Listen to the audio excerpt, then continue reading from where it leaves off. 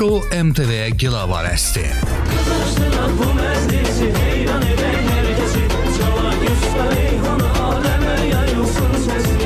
Sözü gedən şəxsə demək istəyirik ki, yəni birinci insan olmaq lazımdır.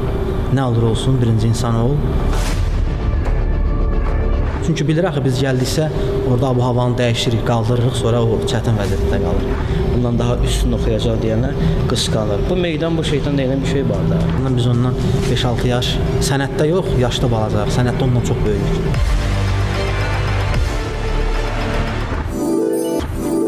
Şou MTV.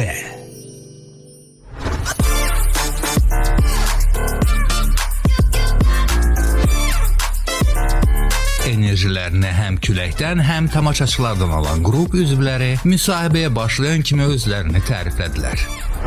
Dırnaq arasında bəstəkarlar çoxalıbdır.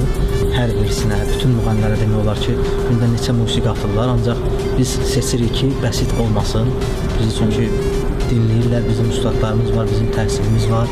Biz yəni yoldan ötəndə gəlib musiqiçi müğənni olmamışıq. Biz müəyyən bir yol var ki, onu keçmişik, təhsil almışıq. Amma məncə müğənni səhnədə sərbəst olmalıdır. Oxumaq da olmalıdır, oynamaq da olmalıdır və sərbəstçilik olmalıdır. Qrup üzvlərinin geyim seçimi çətin olur, amma onlar ortaq məxrəcə gələ bilirlər.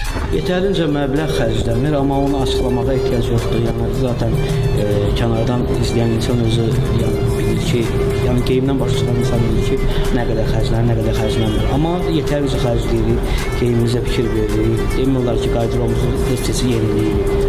Şükürlər olsun. Məsləhətləşirik üçümüz aramızda. Adətən də yəni hardansa almırıq da, yəni özümüz tikdiririk belə deyirik. 3 nəfərin bir yerə gəlməyi qəliz olanda əlbət ki, onlar arasında da mübahisə düşür. Görəsən bu mübahisədə kim güzəştə gedir? 2 nəfər olanda bir nəfər də Elə bir ki, ikimiz dalaşanda bu çıxır gedir ki, biz sakitləşdiririk. Bilmək olar, geyim üstündə olur, repertuar üstündə, ən çox repertuar üstündə və geyim üstündə. İnkişaf, nə varsa qrupumuz üçün inkişaf olan hər bir şey üstündə, yəni mübahisə edirik. Amma belə deyək də, heç birimiz bir-birimizə kim bəslənmirik. 5 dəqiqədən sonra elə bir ki, elə adamlar deyil. Bunda var bir zamanında yoluna qoyuruq. Elə bunda da var deyəsin.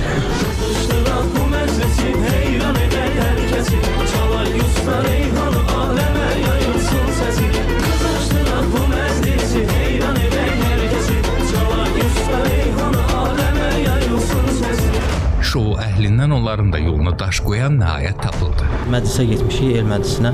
Orada o müğənni aparıcı olub, biz də yarım saatlıq dəvət almışıq.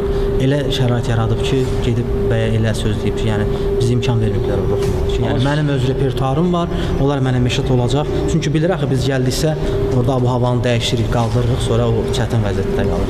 Belə şeylər olub, çox olub. Gilavar qrupunu həzm edə bilməyən kimdir? Kifayət qədər məşhurdur, yaxşı da qanarara, toylara gedir. Bizi yəni dəfələrlə, 2 dəfə mən xatırlayıram, 2 dəfə belə olub. Düzdür, biz məvacibimizi almışıq, qanararımızı almışıq, ancaq o düzgün hərəkət eləməyib də, yəni bizə qarşı. Ən azından biz ondan 5-6 yaş, sənətdə yox, yaşda balacaq, sənətdə ondan çox böyük.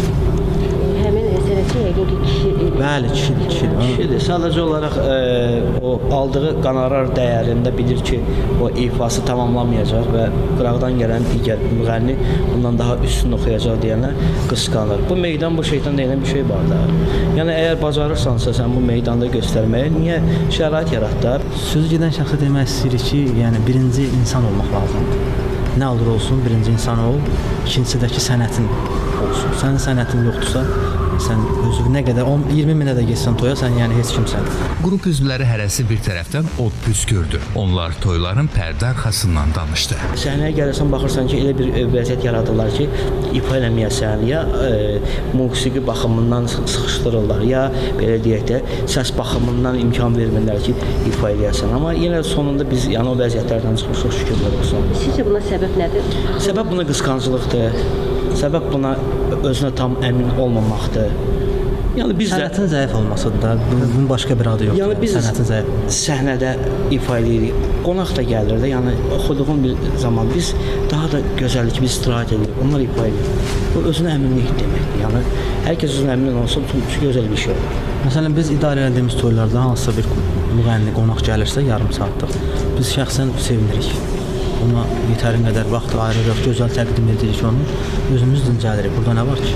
Lap sir sənəti olsa da, olmasa da, fonoqram oxusun, canlı oxusun, heç bir fərqi yoxdur. Biz ona şərait yaradırıq. Musiqiçi var ki, qəsdən deyir ki, musiqiçiləri ifa eləməyib.